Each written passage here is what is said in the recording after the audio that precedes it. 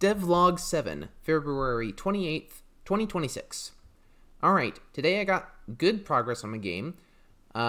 Last time I created an animation simulation kind of prototype, and today I expanded on it to prototype how saving would work in my game. So, as you can see, we've got the player, we've got the ferret, and these registered objects are the player and the ferret. The registered objects are for the save manager. So the player attacks, the ferret has 9 health left. The ferret attacks, the player has 7 health left. Now if I press S, it'll save the game. So remember, ferret has 9 HP, player has 7 HP. If I attack a bit more, okay, well, they're lower, but now if I close the game and then reopen the game, you'll see, oh, it loaded the game, and the ferret now has 8 HP left. Even though before, when we attacked it first, it had 9 HP left. So it shows that it saved its health. Same for the player. Player has 4 HP left. This is surprisingly easy. Like, I got this done in like an hour or so, and look at how small the code is. So I am working on my new game. Well, it's a rehashed version of the previous game.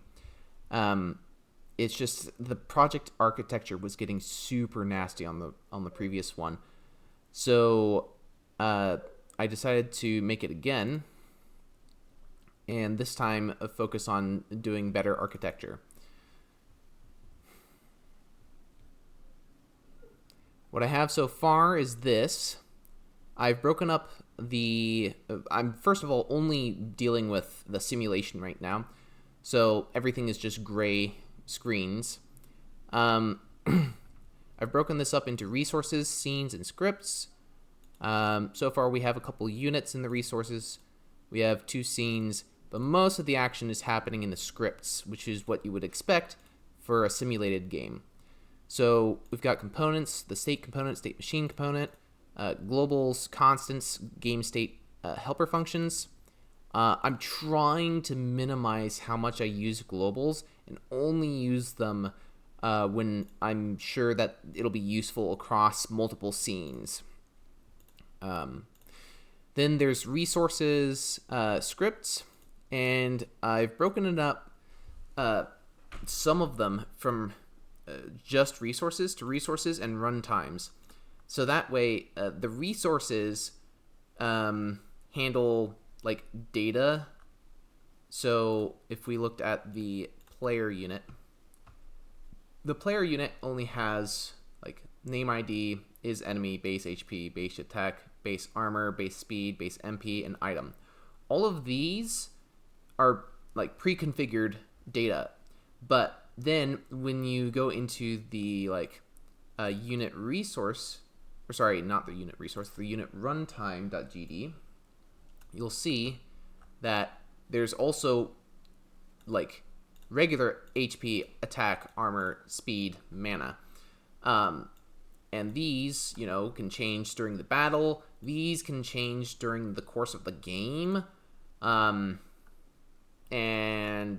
so I'm trying to this new paradigm of keeping resources for purely data, purely exported variables, and then keeping the runtime versions of those files as the ones that have the functions and other miscellaneous data.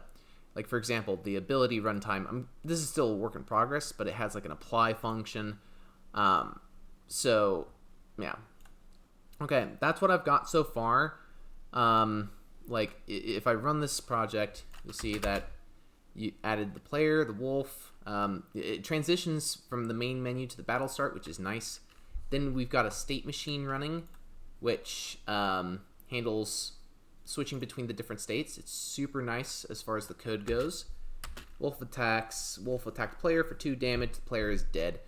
and the battle is over. And that's because the player was set to 1 HP. So if I set the player to 10 HP, boom.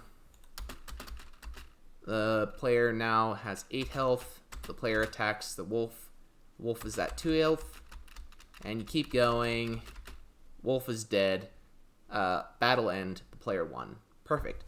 Now I'm working on adding in abilities, which will have triggers, costs, and effects.